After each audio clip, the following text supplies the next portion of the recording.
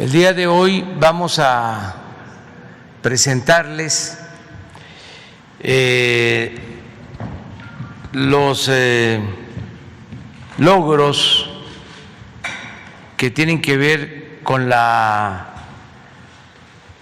reforma en su conjunto, porque son varias leyes las que se modificaron, relacionadas con la eliminación de la subcontratación que afectaba a los trabajadores. También sobre el reparto de utilidades. Nos preguntaron, compañeros de ustedes, sobre este tema, creo que ayer o antier, y acordamos dar a conocer en qué consistieron estas modificaciones a 8 leyes para dar fin al abuso de la subcontratación, establecer reglas claras para no afectar a los trabajadores, garantizar las prestaciones que por ley corresponden a los trabajadores y, repito, hacer valer el reparto de utilidades. Y también, en el caso del reparto de utilidades, terminar con la ambigüedad y establecer reglas que no existían. En esta reforma se contó con la participación del sector obrero y del sector empresarial. Por eso nos acompañan aquí representantes del sector empresarial, Carlos Salazar, del Consejo Coordinador Empresarial, y también representantes del sector obrero. Sí, están por llegar. Porque no nos dejó entrar. Bueno, vamos a decir, es esta reforma producto de el diálogo de acuerdos. Yo comentaba que se envió la iniciativa original a la Cámara de Diputados y como no se tenía consenso entre las partes, se decidió aplazar su discusión y, en su caso, la aprobación de esta reforma. Se habló con los legisladores y se abrió un proceso de consulta hasta que se llegó a un buen acuerdo. Entonces vamos a escuchar a la secretaria del Trabajo, Luisa María Alcalde, que nos exponga sobre esta reforma, y también vamos a escuchar a los representantes del sector empresarial y del sector obrero. Participaron dirigentes de todo el sector obrero, dirigentes de los trabajadores, representantes de sindicatos y, desde luego, también todas las cámaras y representantes del sector empresarial. Entonces vamos a que se conozcan estos cambios que son muy importantes. Muchas gracias, presidente. Pues vamos a presentar los cambios en materia de subcontratación. Primero, señalar cuál es el origen de esta reforma. Como algunos de ustedes conocen ya, en noviembre del año pasado, el presidente López Obrador presentó una iniciativa a partir de la cual se abrió una serie de mesas de diálogo entre el sector privado, representantes de empresarios, entre el sector público y entre el propio gobierno. Mesas de diálogo que consistieron en decenas de reuniones donde se plantearon cuáles eran los retos para poder eliminar toda la simulación alrededor de la figura de subcontratación. Como bien señala el presidente, finalmente, después de varios meses de trabajo, el 5 de abril se logró un acuerdo histórico en Palacio Nacional para poder llevar a cabo la reforma en materia de subcontratación. Vale la pena señalar cuáles son las dependencias, los sindicatos y las organizaciones empresariales que formaron parte de este esfuerzo. Por parte del sector obrero estuvo presente Carlos Aceves de la CTM, Abel Domínguez de la CTC, Jesús González Cárdenas de la Federación Nacional de Sindicatos Independientes, Genaro Leal de la Federación de Trabajadores de Sindicatos Autónomos, Napoleón Gómez Urrutia del Sindicato Nacional de Trabajadores Mineros, Pedro Aces de la CATEM, estuvo también Rodolfo González de la CROM, Isaías González de la CROC y Francisco Hernández Juárez de la UNT. Por parte del sector privado, del sector empresarial, Carlos Salazar, aquí presente, presidente del Consejo Coordinador Empresarial, José Medina Mora de la Coparmex, José Manuel López Campos de Concanaco, Francisco Cervantes de Concamín y otros actores importantes que estuvieron formando parte de estas mesas de diálogo. Por parte del gobierno, las dependencias que hemos venido colaborando, la Secretaría de Hacienda, don Arturo Herrera, de Economía, Tatiana Cloutier, del IMSS, Zoé Robledo, también ellos acá presentes, Raquel Buenrostro del SAT, Carlos Romero, procurador fiscal, Carlos Martínez del Infonavit. Todas estas instituciones, porque la subcontratación tiene varias aristas que precisamente fueron digamos que se necesitaba un trabajo conjunto. Finalmente, a partir de este acuerdo, la Cámara de Diputados y la Cámara de Senadores discutieron esta iniciativa y finalmente aprobaron el pasado martes la reforma. Adelante, esta reforma tiene un diagnóstico que fue generando información de cuáles eran las necesidades que debían modificarse en las diferentes leyes. Este diagnóstico se generó a partir de varios operativos conjuntos por las dependencias que acabo de nombrar, donde nos dimos a la tarea de detectar la subcontratación abusiva y encontramos este modus operandi en el cual se violentaban los derechos de trabajadores, estabilidad en el empleo, antigüedad, subregistro en el seguro social, reparto de utilidades que se evadía, daño a la hacienda pública, porque también era una figura de evasión de pago de impuestos, afectación a los institutos de seguridad social, precisamente porque se registra a los trabajadores con salarios por debajo de lo que realmente ganan.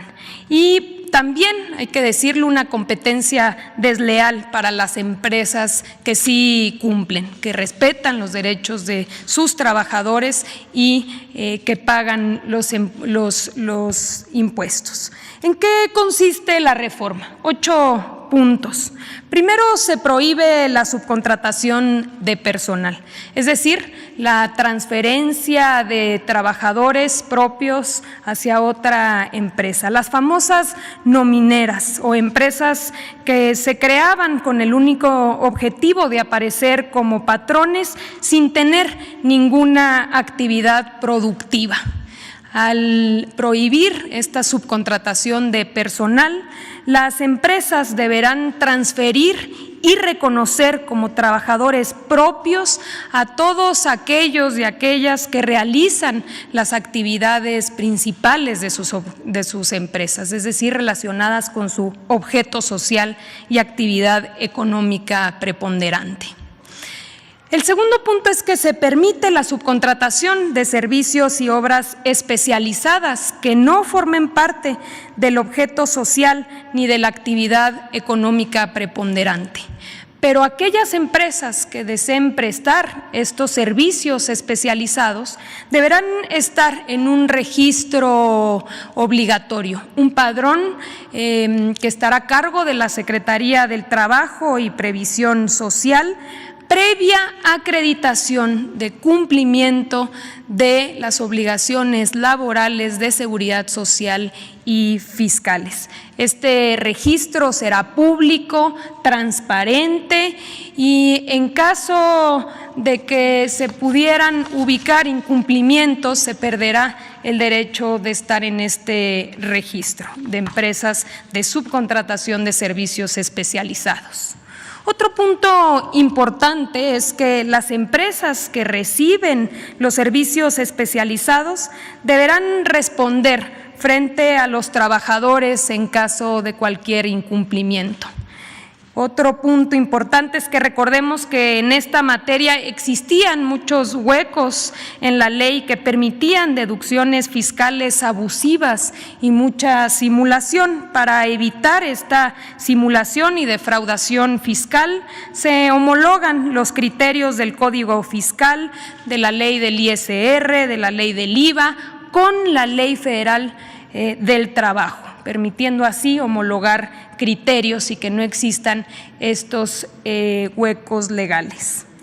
Otro punto importante es que se endurecen las sanciones para el caso de incumplimiento.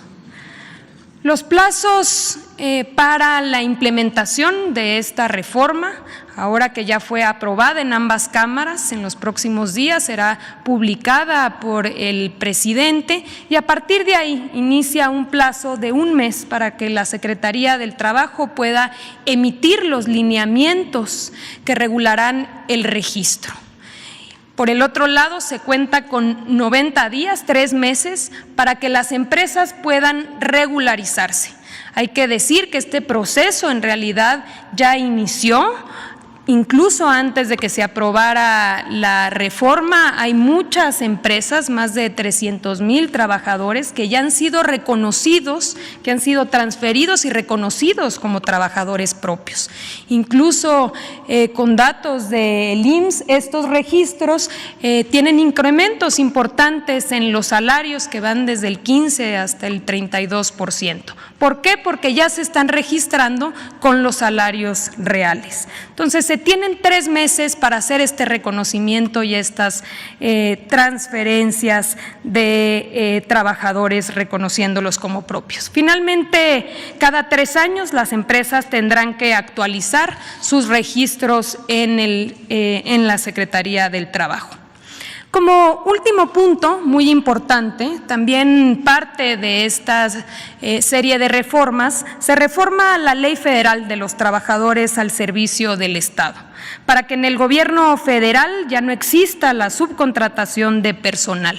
Se iniciará un proceso de diagnóstico en las dependencias de la administración pública para regularizar al personal subcontratado. Adelante. En materia de reparto de utilidades, el reparto de utilidades es un derecho constitucional que establece que las y los trabajadores tienen derecho a parte de las ganancias de las empresas. En la práctica, este derecho se había venido extinguiendo precisamente por figuras de subcontratación, de outsourcing o de insourcing. ¿Por qué? Porque se creaban, estaban las empresas que generaban las utilidades y habría empresas hermanas que tenían a los trabajadores y que no generaban utilidades y simplemente transferían a los trabajadores. Por tanto, no se repartía estas ganancias. Ahora, una vez publicada la ley, y al tener la obligación las empresas de reconocer a los trabajadores, también tendrán la obligación de repartir el 10% de las utilidades. Para poder generar un modelo que no genere distorsiones y tampoco discrecionalidad, se establecieron dos modalidades para realizar el reparto de utilidades. Una que es hasta 90 días, o el promedio de los últimos 3 años, lo que resulte más favorable al trabajador. Bajo este esquema, en ningún sector y ningún trabajador se vería afectado. Aquellos sectores, por poner algunos ejemplos, el acerero o el minero, que históricamente habían recibido por encima, y minas que reciben 150 hasta 200 días, seguirán recibiendo lo mismo porque no les aplicará el límite de 90 días. Y aquellos trabajadores que no recibían nada o que recibían muy poco, aquí podemos ver el diagnóstico. Hoy en promedio se pagan 22 días, es decir, 7,300 pesos. Con la propuesta se incrementará a 57 días, es decir, 18,557 pesos, 2.6 veces más. Para hablar en específico del sector minero, que precisamente fue una de las preocupaciones que se expresaron en esta conferencia el día de ayer, en la industria minera en promedio, claro que hay minas que por tener mayores utilidades reparten más o menos, pero en promedio se pagan 93 días.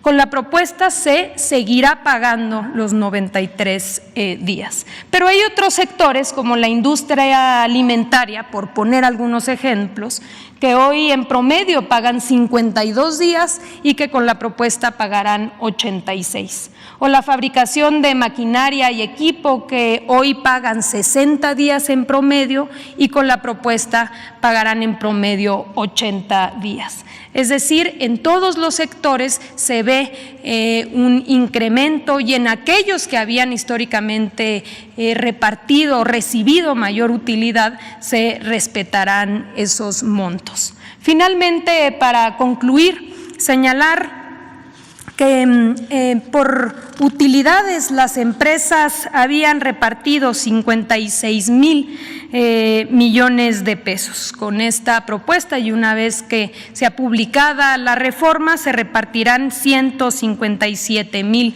millones de pesos. Es decir, un incremento de 100,000 millones de pesos que hoy recibirán los trabajadores producto de las utilidades y ganancias de las empresas. Es cuanto, presidente.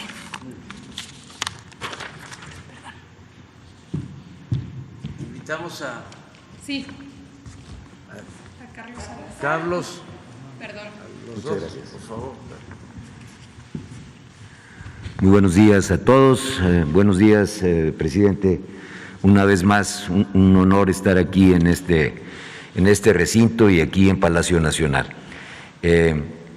Yo creo que, como la secretaria ha indicado, este es un acuerdo único y que yo creo nos da un ejemplo de cómo podemos abordar muchos de los problemas de nuestro país.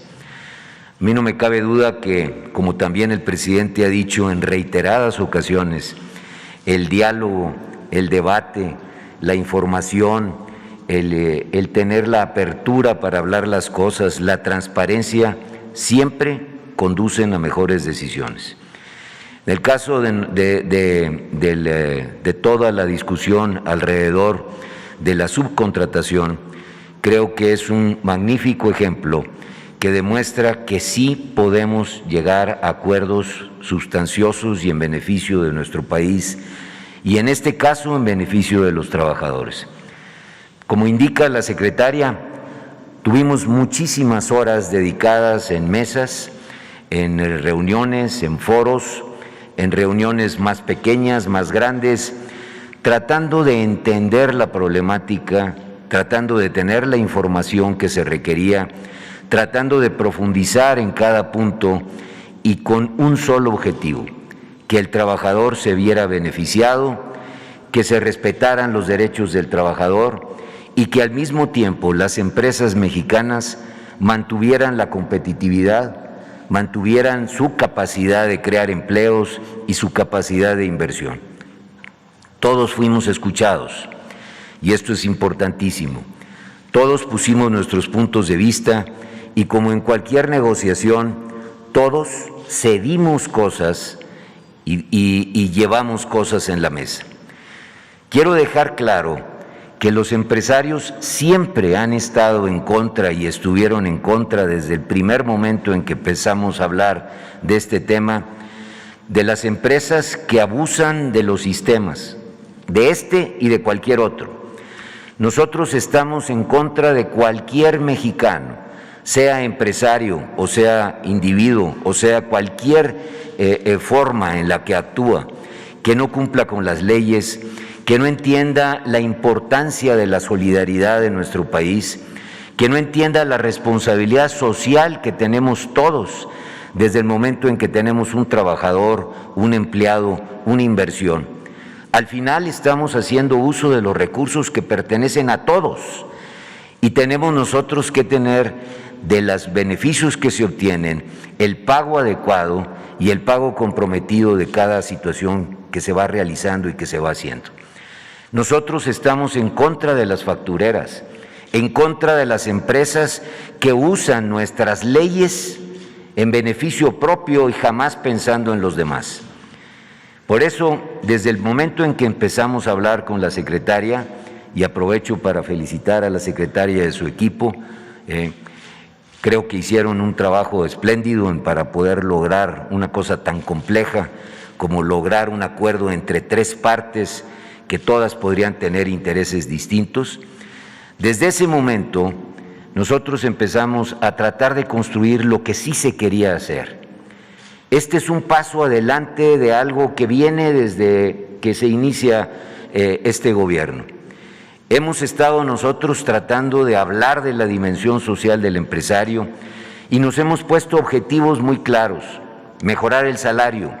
Y aquí en esta misma sala han estado ustedes presentes y han sido testigos de incrementos importantes que se han logrado en el salario mínimo.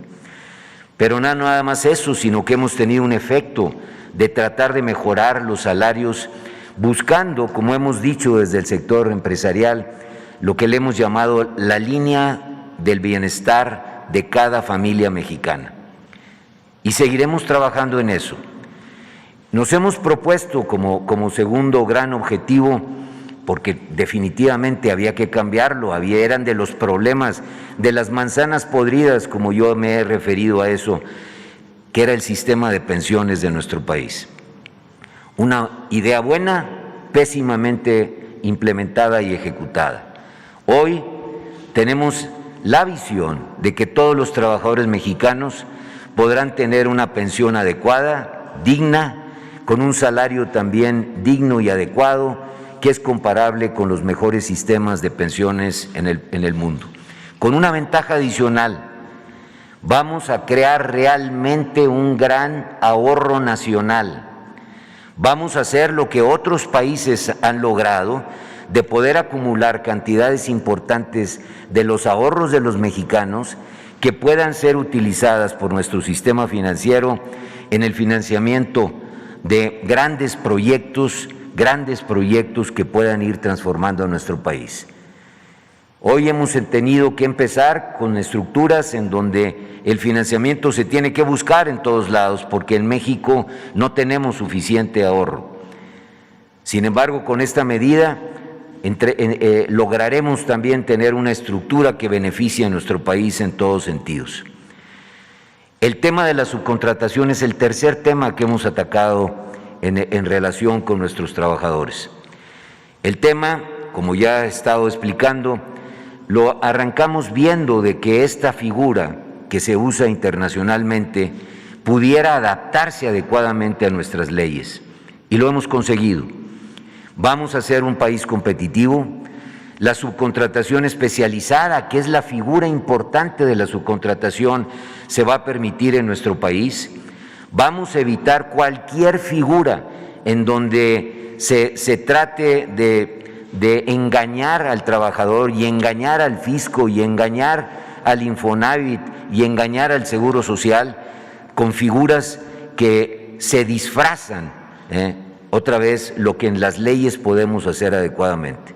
Vamos a evitarlo, pero al mismo tiempo vamos a decir que la subcontratación especializada, la que tiene una razón, la que crea productividad, en la que el trabajador definitivamente tiene también el respeto a sus derechos, se va a proteger. Vamos a permitir, de acuerdo a lo que los legisladores nos entregaron hace unos días ya como ley, la subcontratación que permite los servicios compartidos, figuras modernas que pueden hacer que las compañías mantengan su productividad. Y vamos, por último, a solucionar un problema que tenía decenas de años en nuestro país, que era el reparto de utilidades. Cómo hacer que una de las cosas más importantes que nuestros trabajadores habían ganado desde hace muchísimo tiempo se salvaguardara, se protegiera, pero se aplicara correctamente. Aquí nos acaba de demostrar la secretaria con cifras, con datos, la importancia que tiene para el trabajador esta nueva figura en donde se le protege su reparto de utilidades. Nosotros estamos totalmente de acuerdo con esto. Creo que es una figura que ordena una de las grandes prestaciones que tiene nuestra ley laboral y que de alguna manera protege también y evita las distorsiones de cualquier empresa que sea intensiva en capital y que pueda de alguna manera sostener un reparto justo, digno, bien medido y donde no haya disfraz absolutamente de nada. Volvemos a hablar de transparencia. Creo que esta es una buena noticia para México.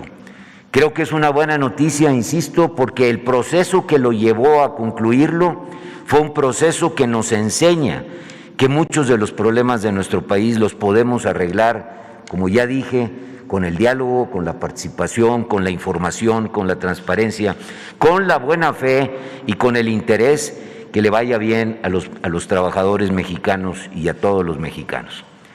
Sin embargo, yo aprovecho este foro, presidente, para decirle que el trabajo no se ha terminado. Tenemos grandes necesidades y objetivos hacia adelante. La fuerza laboral de México es impresionante. Yo creo que somos y debemos de ser la envidia de muchos países. 56 millones de personas en edad de trabajar, lo que se conoce como la población económicamente activa, mayor que cualquier país europeo.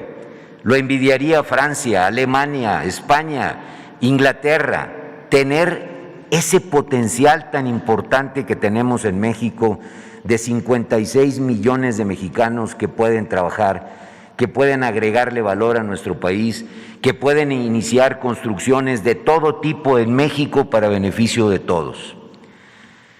Yo le decía a los sindicatos, le decía a los empresarios y a la autoridad que nuestro objetivo tiene que ser formalizar a la mayor cantidad de trabajadores, decirles que estas nuevas leyes y estas nuevas orientaciones hacen el jardín más verde, que se crucen, que se vengan, que se formalicen.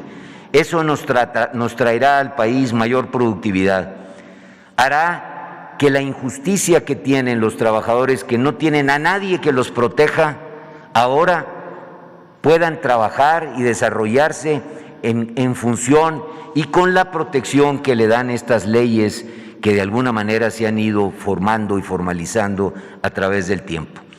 Necesitamos hacer un gran esfuerzo por formalizar a nuestro país, porque en la medida en que lo hagamos, esos 56 millones de trabajadores tendrán la protección de leyes, tendrán el beneficio que le da todos estos esfuerzos que el gobierno, los trabajadores y los empresarios estamos intentando hacer, y le dará sobre todo a nuestro país el beneficio de un mayor bienestar, de un mejor nivel de vida y definitivamente de un país que logre esos niveles de tranquilidad económica que todos nos merecemos.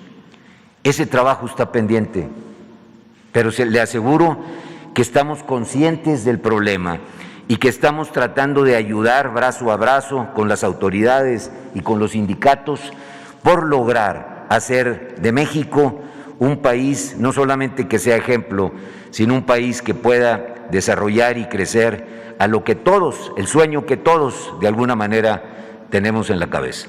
Muchas gracias y muchas gracias otra vez, presidente, por esta oportunidad.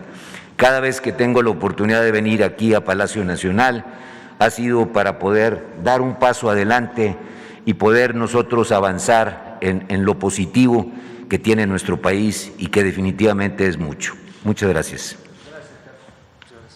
Si le parece bien, presidente, llamaríamos al uso de la voz a Fernando Salgado de la CTM. Adelante, por favor.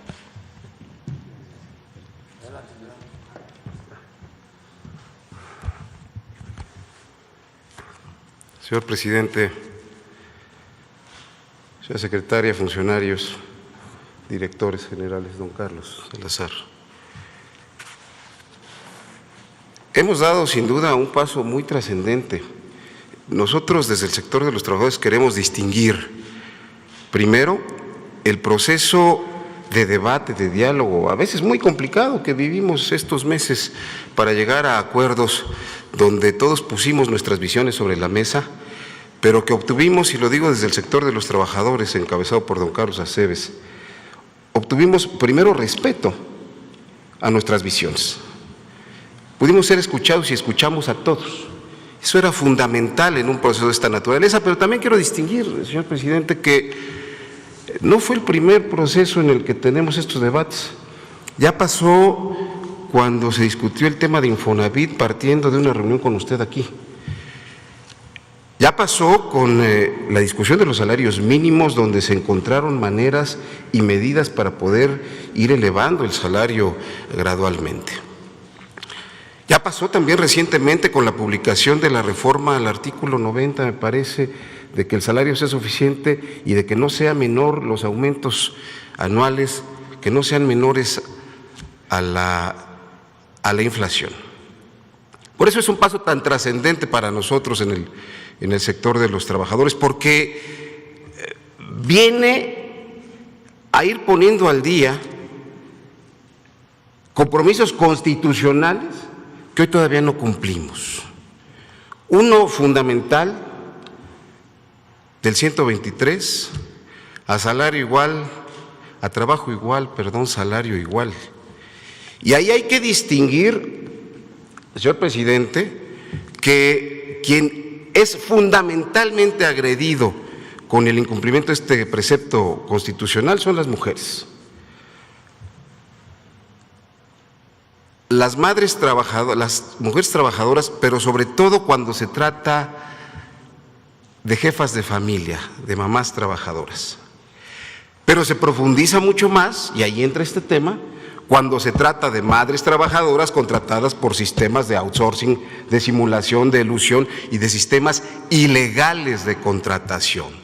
Contratación por un mes, contratación por 3 meses, evitar las antigüedades, evitar el salario que debe corresponder a un trabajo normal de la misma empresa.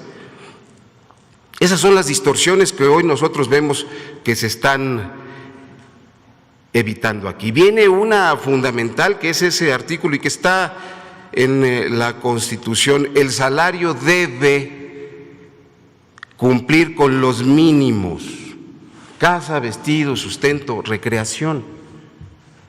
Y vamos en esa ruta. Por eso hay que distinguir ahora el nivel de debate que hemos tenido, el nivel de respeto, porque tiene y ha tenido en todos estos debates 2 valores fundamentales: la equidad y la libertad, que tenemos que observar en el ejercicio de la organización sindical, de la organización empresarial, del Estado mexicano.